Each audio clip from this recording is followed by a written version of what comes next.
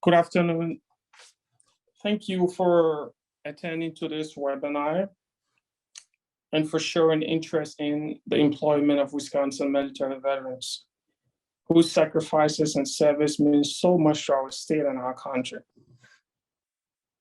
This webinar is the second of a series of webinars that BioForward is organizing in response to the feedback we've gotten from our member companies about the challenges that they are facing. In December of last year, we organized our first webinar about international talent and immigration-related issues. Thank you to all those here today who attended our first webinar. Over the next few weeks and months, we'll be organizing several of these webinars around topics and relevant issues to our biohealth sectors and to our member companies. Please look out for them. We partner with the Wisconsin Veterans Chamber of Commerce to organize today's webinar. The Wisconsin Veterans Chamber of Commerce, a BioForward member, is doing the inspiring and meaningful work of supporting veterans-owned and veteran-friendly businesses, advocating for Wisconsin veteran business community, promoting economic opportunity for veterans, military family, and veteran-friendly businesses in Wisconsin. Zach Zabel, Wisconsin's Veterans Chamber of Commerce Workforce Development Program Director and a veteran. Zach, thank you so much for your service, is our presenter for today's webinar. Zach will present best practices that companies can adopt to leverage the skill set of veterans to address their talent needs and recommend strategies to help recruitment teams create a hiring and retention strategy to attract Wisconsin's military veterans. His presentation will be followed by a Q&A session. Finally, in the past few weeks, I've met Zach, we've had all these different meetings back and forth. I've gotten to know Zach, and he's a wonderful human being who, in addition to serving Wisconsin veterans through the Veterans Chamber of Commerce, funded and runs his own NGO called Tech for Vets. Tech for Vets is dedicated to enriching the lives of military veterans through education and recreation, with a central focus on technology and gaming, and creating a community for veterans who have an interest in technology for work and all play. Thanks for the inspiring work you do for our veteran community, Zach. It truly means a lot to all of us. It's an honor to invite you to start your presentation. Thank you. Wow. Well, thank you, Mo. Hopefully you haven't oversold me too much. That was quite the intro. So thank you very much. Also, additional thank you to Macy and to Mike, for working together with me over the recent weeks, getting all this together, and obviously very honored to be asked to present today. And a special thanks, obviously, to everybody attending. So just like Mo said, for putting forward that interest in veteran talent attraction, and hopefully, I can share some value today as I go through my presentation. So thank you. So again, like Mo said in his fantastic introduction, my name is Zach Zabel. I am the Workforce Program Director for the Wisconsin Veterans Chamber of Commerce. And I'm very excited today to talk about veteran talent attraction, very high level overview on different strategies that your organizations can implement, some potential issues, that people run into, and then also some potential partnerships, that you can either partner with the Chamber of Commerce, other partners of ours like BioForward, and how we can all work together to make Wisconsin the best place for veterans to work and live. So the Wisconsin Veterans Chamber, again, Mo did a great job.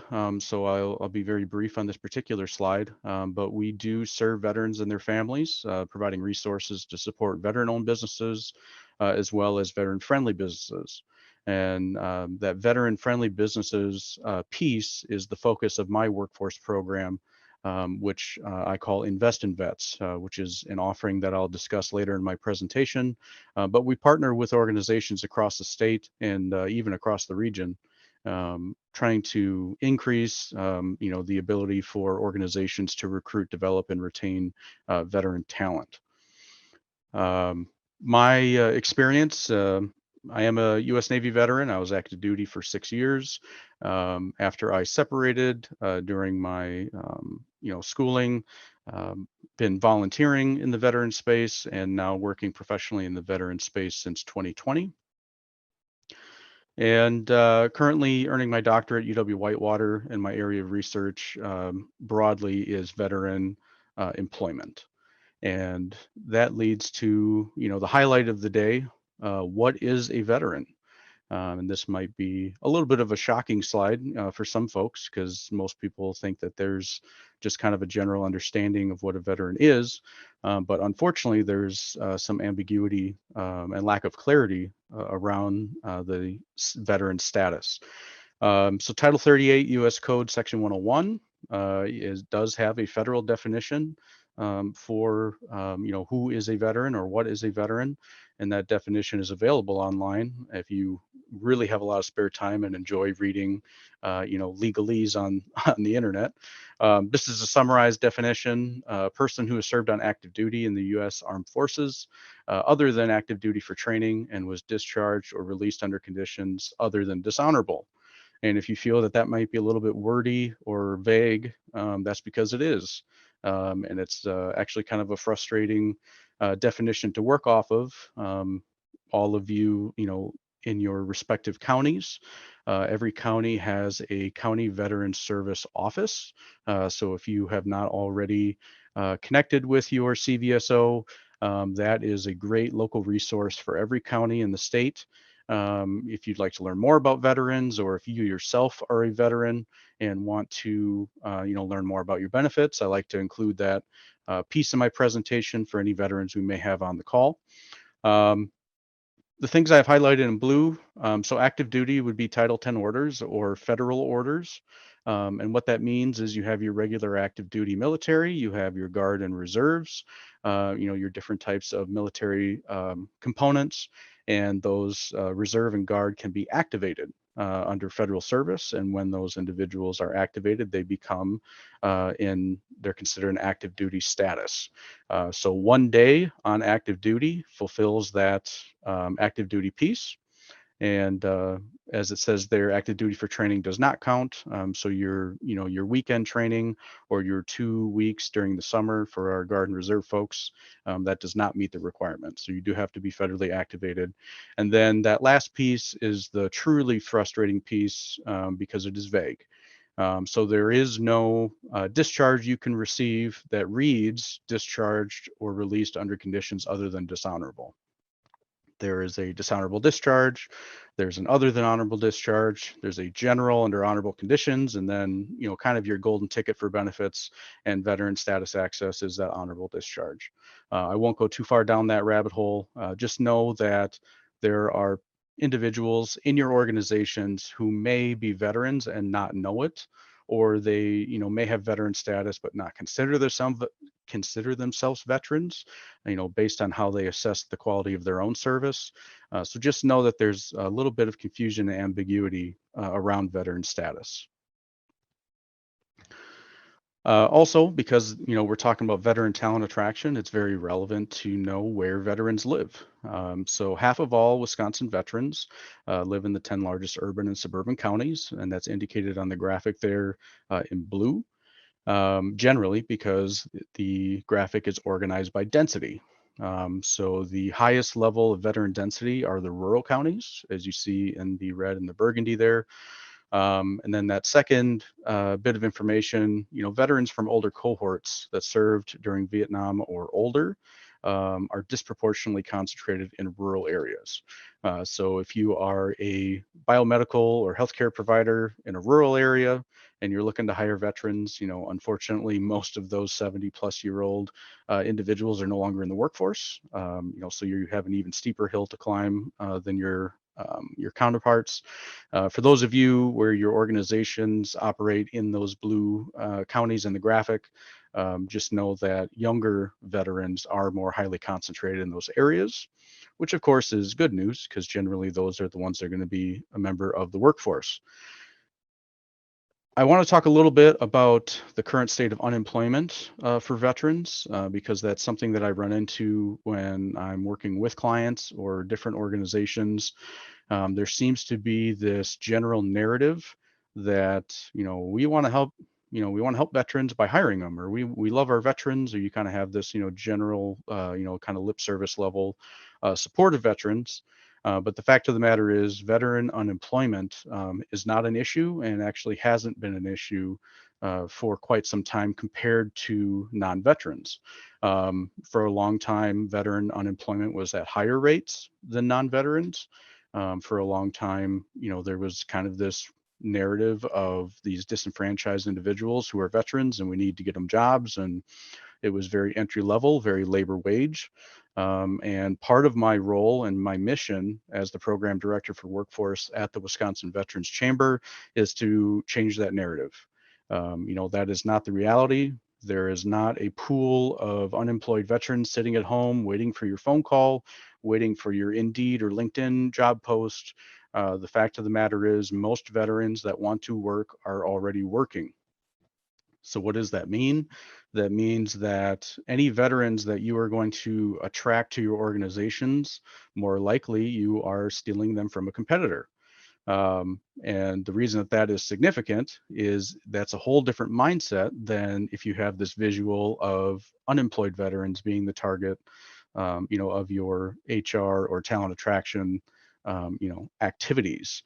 So on the graphic here, just illustrating that both for women and male veterans, it is lower than their non-veteran counterparts in regards to unemployment. And this is a 12-month rolling average here in the graphic. Ooh, skipped a slide.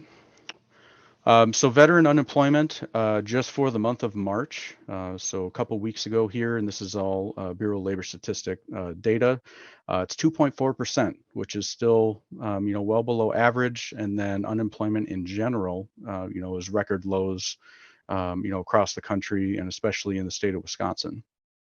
Again, just reinforcing this notion that you are not trying to attract unemployed veterans. A veteran talent attraction program has to have the mindset and strategy that you need to be more appealing than your competitors. There's not a pool of unemployed vets that you are just going to, go to the apple tree and you get to kind of, no, this apple's not ripe yet, or this apple doesn't have the right training or the right cert, or maybe they haven't been in biomedical for long enough. You need to have the mindset that you need to compete for veteran talent, and that's very crucial for any success that you're going to have. And speaking of luring people away, why have people been moving jobs so much? Obviously, the term great resignation, has been thrown around. And this is a graphic from NPR, PPS NewsHour, a poll of why in the past 2 years, if people have changed jobs, why is that? And you can see that for a third of respondents, pay was the motivator. And then over 20% said opportunity was the motivator. So if you combine those, over half of people in the last 2 years that have changed jobs, it's for pay and opportunity. And I can tell you right now, in the veteran community, which I've been very deeply connected with for the last 15 years, if there's anything veterans in the workplace are interested in, philanthropy, mission, all that stuff matters. But at the end of the day, just like all of your other employees, we have mortgages, we have families, we have to maintain our households. So pay and opportunity is the trend, even for non-veterans. And your talent attraction practices have to reflect that. Then, of course, I have my funny little graphic on the left. It seems to be a conversation that not a lot of executives want to have. As we know, inflation has been a big issue, and wages are not keeping up with inflation. Not that it has to be a one for one, but when inflation is an issue, wages are going to be a major selling point for your talent attraction initiatives, and it's something that you have to be aware of. And then that better opportunity piece that's usually tied to a career track. Was there a clear path to get to where I want to go, whether it's a title or a particular type of responsibility? And that is something when we're talking about military veterans, veterans are very in tune and expecting clarity around compensation and a career blueprint. That is just what is ingrained in your brain when you are on active duty, and your pay scale attributed with your rank and your tenure in the military is completely mapped out, um, from top to bottom. So I know this is going to come across a little bit small, but the point is, as of January 1st, every person associated with active duty military service I mean, everybody has access to this, but this is what you get paid per month according to your rank and your incremental service. So the on the left there, you have all the ranks from E1 under 4 months up to O10, which is a 4-star general or admiral. And every 2 years, your pay, goes up as you, serve longer and longer. And just the point here is the military compared to the civilian world, the military is the ultimate transparency of hierarchy and compensation. Looking at this chart, I know which ranks, are above me in the hierarchy. I know how much they make. They know how much I make.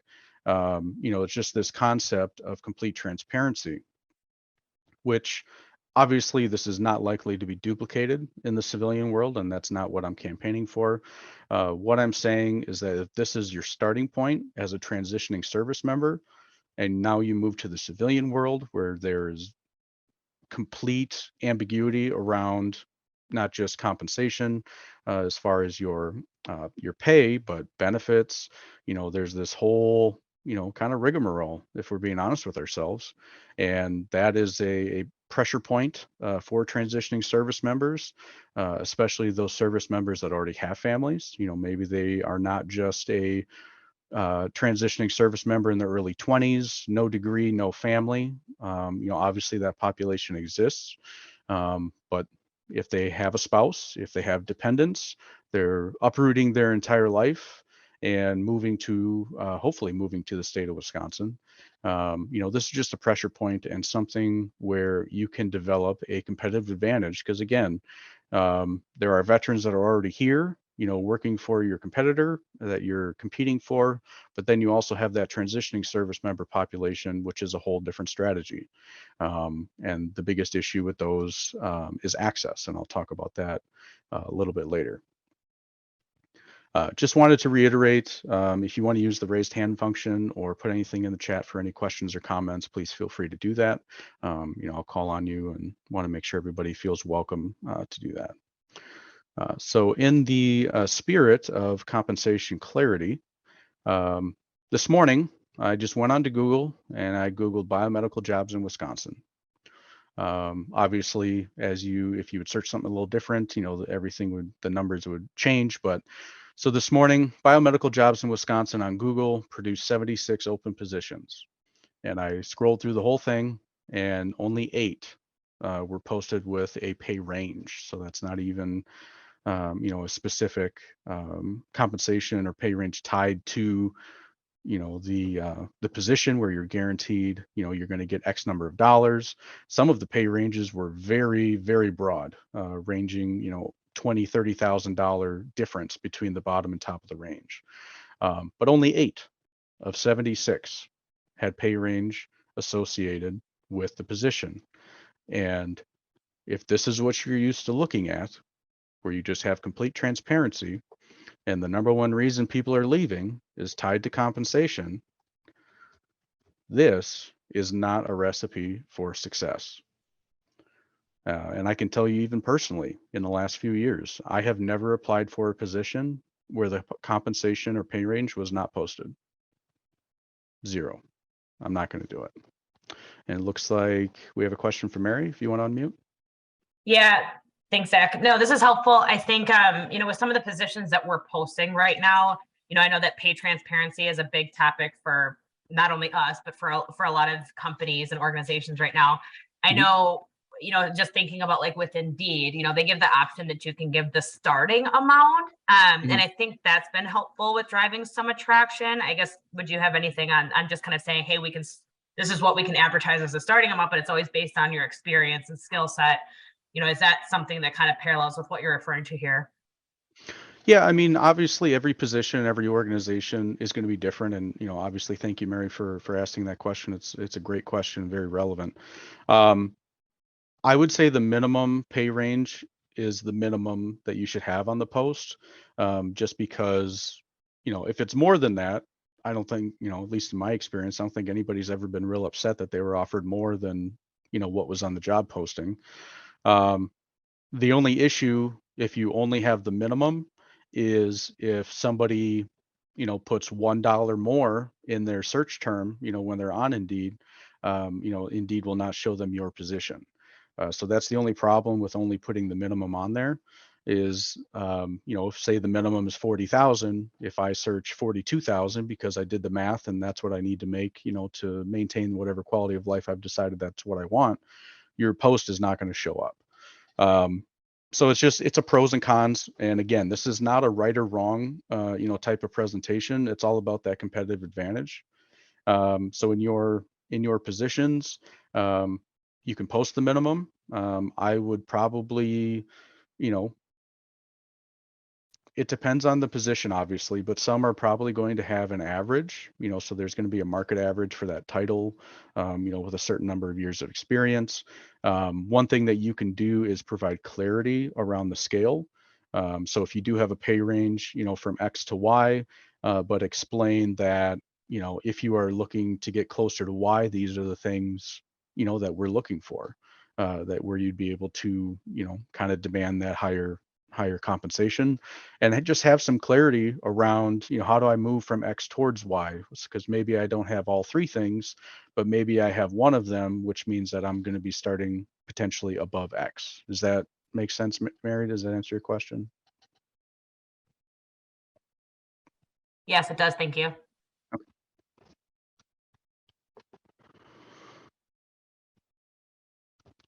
All right. So in the spirit of Mary's question, and again, thank you, Mary, for sharing that. These are a couple of resources that are already partnered with the Wisconsin Veterans Chamber of Commerce. The first of them being Heroes for Healthcare, which some folks on the call may already be familiar with. It's a nonprofit. They are a job board, type organization. If you are hiring in the healthcare industry, it's just another way for you to get your organization's logo, your open positions. It's just another pipeline. And they have a partnering aspect to their program where you can reach out to them and ask how you can become a partner. But something I want to talk about more is ETS sponsorship. So ETS sponsorship is actually a new platform that is a nationwide nonprofit, and ETS has actually contracted with DoD to have exclusive access to transitioning service members. So what that means for anybody who doesn't know, a transitioning service member is a military service member that is getting out of the military in the next 12 months. So it's not necessarily tomorrow, it's not 6 months from now necessarily, it's everything from tomorrow to 12 months from now. And the reason that the military does that is because, like I said earlier, if you do have a spouse, if you do have dependents, you may have to sell your house. You may have to find a new place to live here in Wisconsin. There's a lot of steps to uprooting your entire livelihood. It's to steal from Steve Yonke with Mission Wisconsin. The military tells you, you can live anywhere you want and do anything you want. You just can't do your current job here.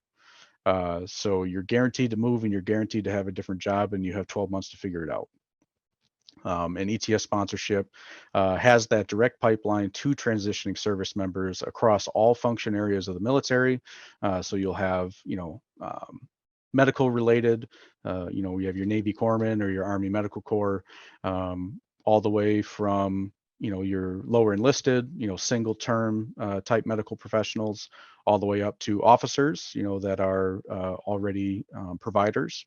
And it's everything from, physicians to dentists to, there's quite the spread. So I would encourage everybody on the call, if you are not already familiar with ETS sponsorship, I would invite you to reach out to me, either directly or through BioForward, however you want to connect with the Veterans Chamber. It's a brand new platform. It's still in a beta test. And because it's in an early format and they're trying to, entice organizations to post their jobs, it is currently free. So that is a limited time offer to early adopters. And I would encourage every organization who, not just on the call, is a member of BioForward. We're currently contacting members of the Veterans Chamber. We really want to support this ETS sponsorship initiative because if we can streamline that process of transitioning service members, moving to Wisconsin, it will mitigate some, not all, some of the workforce shortages that we are experiencing, not just in biomedical, but across all sectors in the state. And what is most important and most intriguing is almost half of the service members that have currently interacted with ETS sponsorship are undecided on where they want to transition to. They are in a mindset of pursuing opportunity. And what that is for us as a state is an opportunity to, have access to this, well-trained, well-disciplined workforce that is looking for opportunity, which means, pay or, career path. And that's why I really want to underline, those pieces is if we're going to attract people who are from other states, they serve their country and now they're looking for opportunity, it's going to be pay and it's going to be career opportunities that is going to drive them here.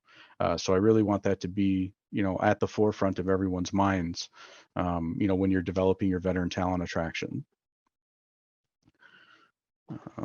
Thank you, Mary. I appreciate that in the message. And like I said, I would like to connect with everybody who's interested in that ETS sponsorship. And like I said, for a limited time, it is available at free of charge. So I'd love to work with you on that. So finally, we have this offering with the Wisconsin Veterans Chamber that we call Invest in Vets. And what this is, it's a fee-for-service consulting that we offer to organizations that are willing to invest in vets, that are willing to have me come in. We have an in-person seminar format, or we can do a webinar, based on availability and interest. I know not everybody's back in the office, and we want, as much participation as we can. So this Invest in Vets offering, like I have here on the flyer, learn how to attract veteran talent, understand how veterans provide value. And I know there are certain positive stereotypes, around veterans. I even perpetuated some of those earlier when I was talking about well-trained, well-disciplined, and generally those are true. But it's not, it's not the only thing that veterans can bring to your organizations. Another thing that not everybody knows, veterans are well above average Americans when it comes to volunteering outside of work and not even associated with work. So that includes veteran service organizations like the American Legion, VFW, DAV, AMVETS, those types of military service organizations. Veterans are much more likely to volunteer in their community than non-veterans. And what that looks like, and this is something I discuss in my Invest in Vets program, is when you have veterans working in your organization, veterans, generally speaking, like to engage and have that camaraderie with other veterans. So I talk about employee resource groups. For anybody here who doesn't know, an employee resource group is just a sanctioned gathering of organizational veterans. And that can be a very low end type of organization. Some people call them affinity groups. So it's just all the veterans in your organization are invited via email, like, hey, we're forming this employee resource group. It's open to veterans. And, if this is something you'd like to participate in, please feel free. What that can look like, it can be purely social. just to offer a space for veterans to talk to each other, because essentially that is how these veteran service organizations like the Legion and VFW grew out. Their whole origin story is veterans wanted to be around other veterans because there are certain stories, shared experiences that it's just more comfortable, to share in a room with other veterans. And you see that with other groups as well. We have members of the chamber that have women ERGs. They have LGBTQ ERGs. And some, if you had a national corporation, maybe you'd have a Wisconsin ERG, with any employees that are tied to Wisconsin. So there's no limit to how you can organize ERGs. The whole point is providing value, at least the early part of an ERG. The whole point is providing value to your employees. Now, there's a whole plan with developing ERGs to the point where they actually provide value to the organization. And I want to talk a little bit about that. So a well-developed ERG, can actually bolster your veteran talent attraction. So you have an HR team. It might be one person. It might be 100 people, obviously depending on the size of your organization. But in the interviewing and talent attraction process, if you are interviewing a veteran, if the interviewer does not speak veteran, if you will, or understand, any type of veteran lingo, there might be unintended barriers to connection and communication. And one way to overcome that is to have a well-developed ERG where you have leadership and management has already connected with, internal resources, internal veterans that are already at the organization. And it's very easy to have one of those, especially if they're a little bit higher up in the organization, to sit in on an interview or a phone call. And if the interviewer who doesn't speak veteran has a question, it's nice to have that resource. And it's a lot more efficient to have a veteran on the call who's already a member of your organization than trying to train all of your HR staff to speak, with all the knowledge of a veteran on veteran subjects. So that's something that we do run into, when I'm talking to HR professionals that are not familiar with veteran lingo or veteran experiences. It's just a lot easier to have a veteran in the room. So if you're not already doing that, that's something you should definitely look into. Obviously, that is a deliverable of the Invest in Vets offering. So if you were to partner with the Veterans Chamber and hire us on for this Invest in Vets feature, that's something that I would work with, your HR manager, whoever your decision maker is, in the HR field, along with other senior members of the organization. Because as we all know, change, is not a bottom up, type of thing. So meaningful change, especially around talent attraction, has to be a top-down approach. Additionally, those talent pipelines, obviously Heroes for Healthcare and ETS sponsorship are only two, of potential pipelines. And, there are state resources that work with employing veterans. You have all the veterans that separated from active duty and went to school right away. So that I would be in that group. Right away after I separated off active duty, I earned my bachelor's degree. So that's a whole nother population of transitioning service members where if they're not joining the workforce in a full-time capacity immediately, 4 years later, that's a whole nother wave, of veterans. Now they're fresh off their bachelor's degree. They still have the value of their military experience, but now they're going to be eligible for, more positions in your organization, provided that, it's relevant to their education. So that's all. I don't want to take up too much time on the Invest in Vets. It's a completely tailored offering per organization, and if anybody has any questions, I would welcome you to reach out to me, or like I said, if you want to go through BioForward. BioForward's an important partner of the chamber, and we'd like to have as much open communication as we can, between interested parties. So any questions about Invest in Vets, I would love to chat with you. And so yeah, that is the end of my formal presentation here. I wanted to leave some some room at the end for some Q&A. So if anybody didn't want to interrupt or have a question in the beginning, I just want to open it up to anybody on the call for additional questions.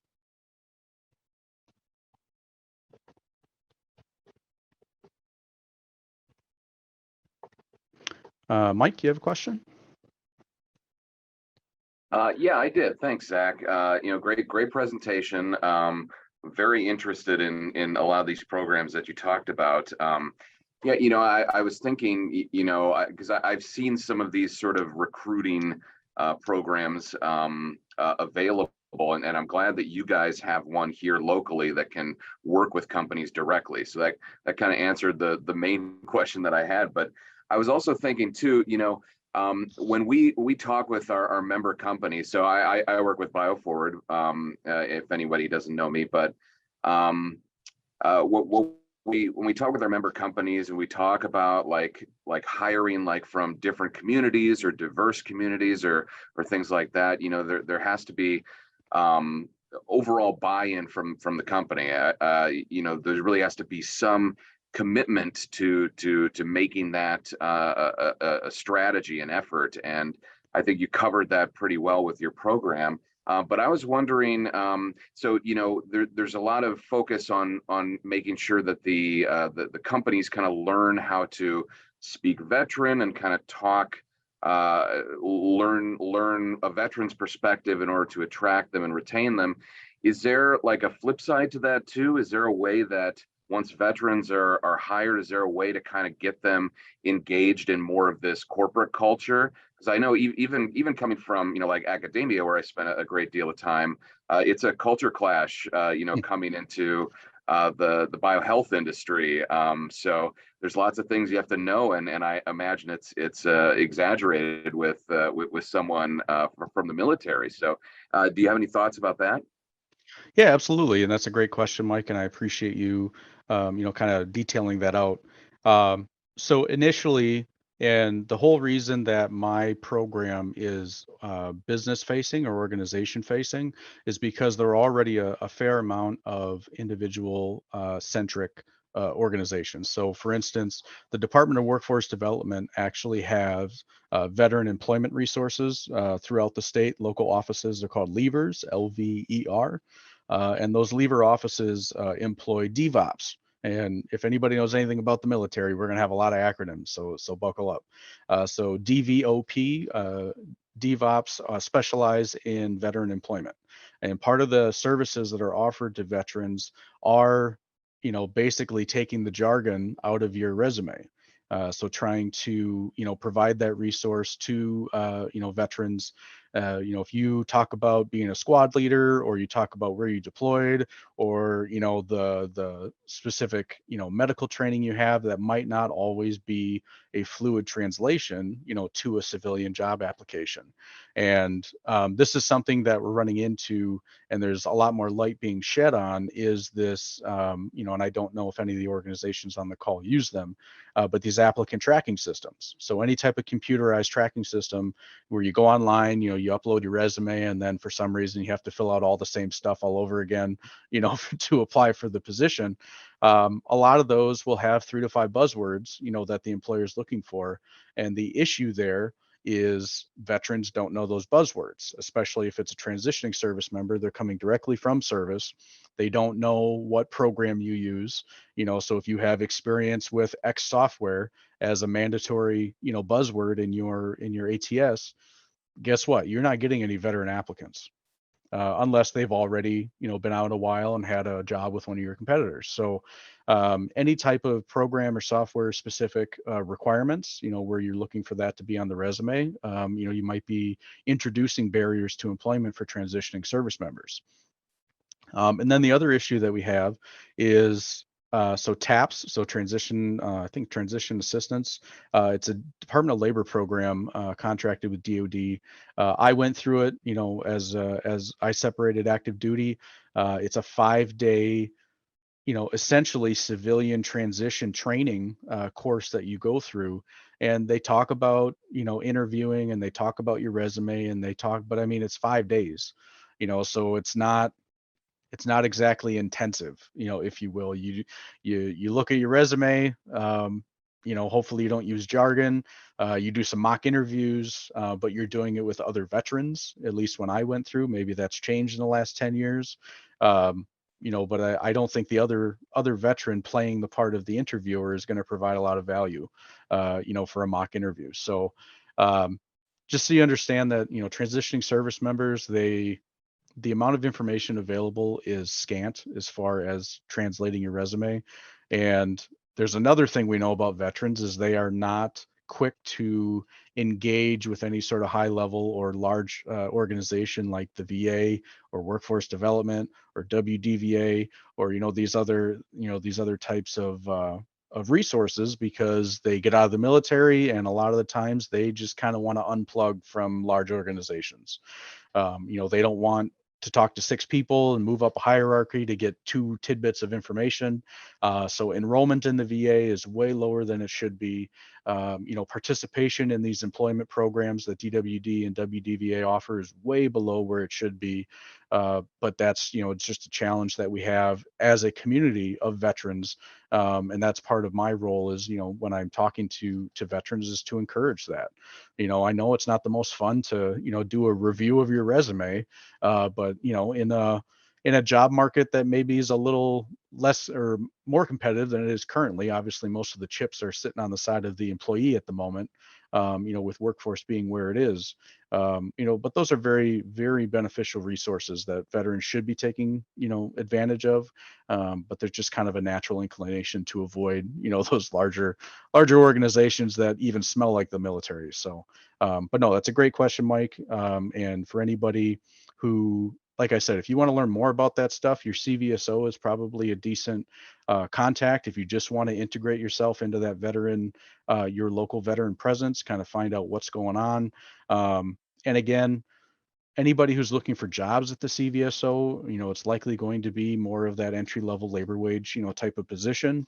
There aren't many doctors, at the CVSO looking for jobs. So just know, and that's part of my Invest in Vets program as well, is, you're not going to have 2 pipelines and fill all your needs, especially in the veteran space. Unfortunately, things are very fractured, and a lot of people don't talk to each other, and that's something a service we provide at the chamber is kind of being that central point of contact, to the veteran community, because quite frankly, you're going to need probably 7 to 12 pipelines to have an effective veteran talent attraction, because you're not just it's not just entry level labor wage. It's not just skilled labor. It's not just doctors. There's all different types of positions.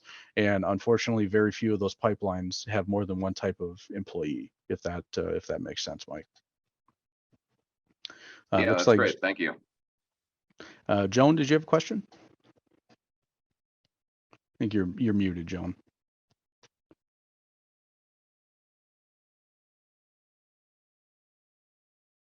You're still muted, Joan. I got There it. you go. Okay. I actually work for Heroes for Healthcare, and so I thank you for mentioning what we do. And the question I have and concern is in the healthcare area is that medics, corpsmen, medical technicians coming out of the military, their extreme wonderful training is not accepted at many educational institutions, and they basically have to start from scratch in order to get a license, certification, etc. Mhm. And that definitely puts a lot of veterans off because they figure I've got all this training and I can't even use it. And so my question is, I mean, we've done a lot of work to help veterans get credit for prior learning, et cetera, so they can go to schools across the country to accelerate the process. What suggestions do you have or other people have to help higher education institutions start to realize that these veterans are, according to ACE, could be employed at the level of an RN from the training they get? And so this is our biggest concern, is getting people to realize that the quality of training and depth of training far surpasses what most people think. Absolutely. And, thanks for, for asking that question. And I'm glad that, Here's for Healthcare was able to attend, partner of the chamber. And we thank you for the great work, that you do. Related to your question, I experienced this myself. So I was an electronics technician in the Navy. Most of my training was associated with the IT, sector, everything from network administration to trouble calls and help desk, the whole gambit. And um, upon transitioning and enrolling in a state university, um, I had zero computer science credit, Mhm. zero. And I've deployed 3 times. I've been to 9 different countries. I still had to do a cultural competency course, like a 3 credit, course that they designed for incoming freshmen who've never left the state. And I can tell you internally, in that institution I attended, there was zero traction. We had panels, we had faculty, meetings, trying to deal with it at an institution level, and there was zero interest, zero traction. So if you're talking about widespread change at a UW system level, I don't have an answer for you. I don't even have a blueprint of what that would look like. But what I can say is we do have other partnerships with the Veterans Chamber. If you've ever heard of SkillBridge, which is an Mhm. internship program. Yeah. So organizations, if you haven't heard of SkillBridge, it's an opportunity to present internship opportunities to currently active military individuals, and they can actually come work for you for 12 months before, up to 12 months before they are even separated from active duty. And I think that's an opportunity, Joan, where, while they're here, maybe they can work on some of that certification to cut some time off of their post-separation training, if that's a possibility. But obviously that would have to be, integrated with the employer and what they're willing to, Mm. it unfortunately, it's kind of a messy setup. The Um, one, the one positive thing I can say is we did get a bill passed last year in the state of Wisconsin called AB 720 that will now allow veterans corpsmen, medical technicians who have been transitioned out less than a year to actually work in hospitals, healthcare facilities without having their license and get paid at a level that they should be paid at, beyond, well, basically from the RN level and up. And then they have to get their certification during that time. And so we are hoping that this starts to open some avenues for colleges and universities to start realizing the caliber of training and more credit for prior learning. Absolutely. That was an important accomplishment. As you know, it's not going to solve all the problems, No. but it's certainly a step in the right direction. And, that combined with, the national attention with the PACT Act, there are some victories that the veteran community has had, when it comes to legislation, but there's plenty of streamlining left. Yeah. Uh, but no, I appreciate you sharing that, Joan. And again, thank you for the great work that you and your organization do. Mhm. Thank you. One other resource I wanted to mention is Bridge My Return, which is another organization that's trying to streamline that transitioning service member process.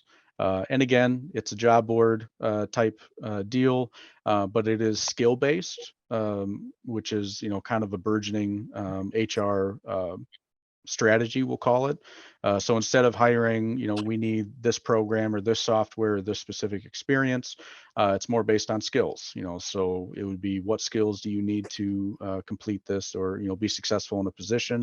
Whether could be anything from high level to communication or particular, whatever that looks like.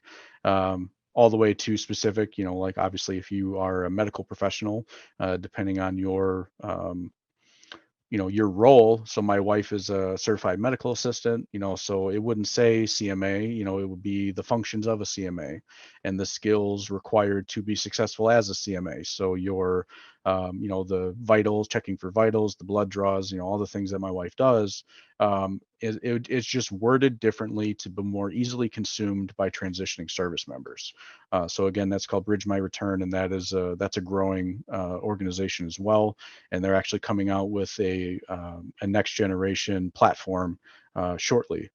So again, if this is something that you want to be connected with, the Invest in Vets program is something that is an option. Membership with the Veterans Chamber is an option. You know, just to be more more tightly connected with these types of organizations. And you know, we'd love to have all of you. So want to make sure everybody feels welcome.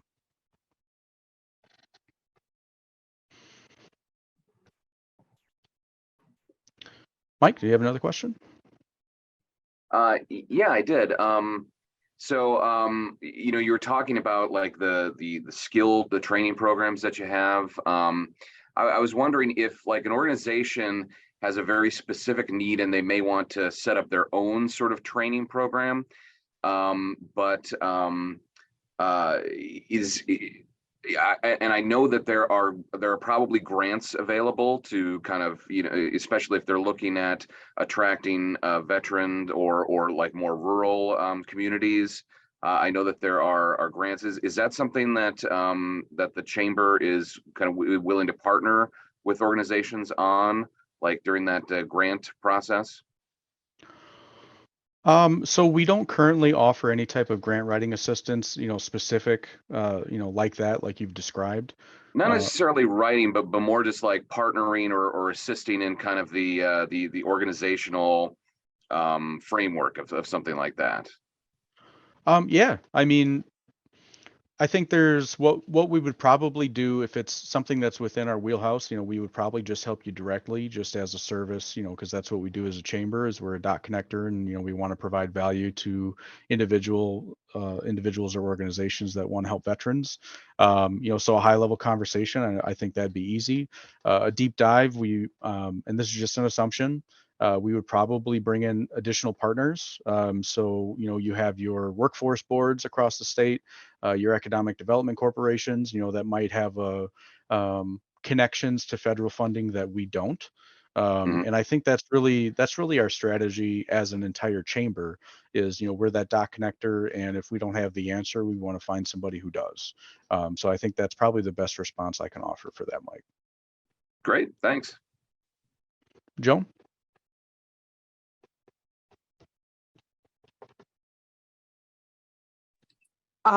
One thing that I can say is the amount of grants, I'm a grant writer, the amount of grants in Wisconsin that go beyond suicide prevention, mental health are pretty slim.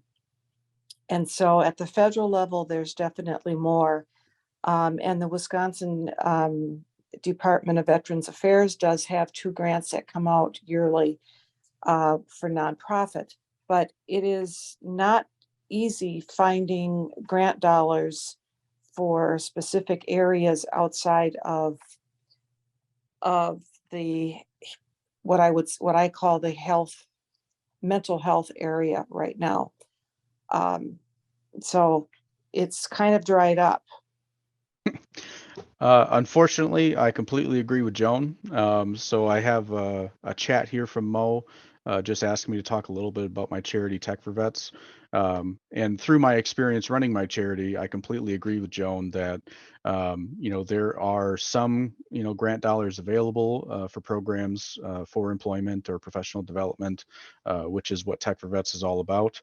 But definitely that mental health, PTSD, depression, anything having to do with mental health, that's the primary focus of most individuals. So it is unfortunate, because as serious of a problem as mental health is in the veteran community, it is still a minority of the total number of veterans. I think the last data I saw, there's actually more veterans that suffer from depression than PTSD. But PTSD is kind of that buzzword that you see in a lot of grants, even federal grants. So it is a little bit of a struggle to navigate. But that's where, like I said, if we could involve some other partners of the chamber associated with workforce or economic development, and plus grants are usually more successful when you have multiple partner organizations, involved anyway. So I think that's still, probably the best path moving forward.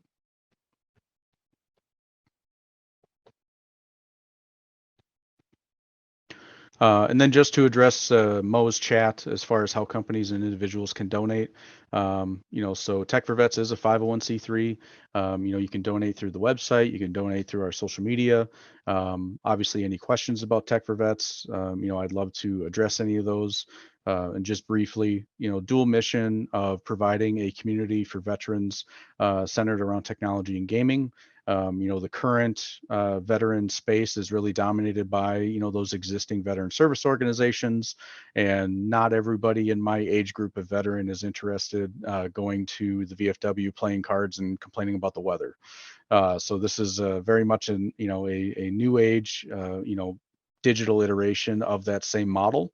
And that's the community piece. And then the value piece is providing funding for those professional development or certification offerings to increase employment. That's really the end goal that we're looking for, is increasing the employability of veterans. And if there's either of those as an interest of yours as an individual or as an organization, I'd love to chat more with you. All right, well, thanks, Zach. If anyone has any final thoughts or comments, feel free to raise your hand or throw them in the chat. But I wanted to take a minute just to thank Zach for preparing your presentation today. I think it's really important that we help you change that narrative, that there's not a pool of veterans just waiting for us to call them. But what we can do is compete for their talent, be transparent, and provide better resources for them. So thank you for sharing that. I also wanted to thank everyone who was able to join today. I'm going to paste a link here. If you have a couple minutes just to fill out that 5-question survey, just to give us some feedback, that would be greatly appreciated. We plan to hold more BioForward webinars, as Mo said earlier. And then I'll follow up with all of you with a link to the recording. Other than that, that's all I have to say. Does anyone have any final thoughts or questions? Awesome. If not, go enjoy the weather and the sun. Thanks for coming.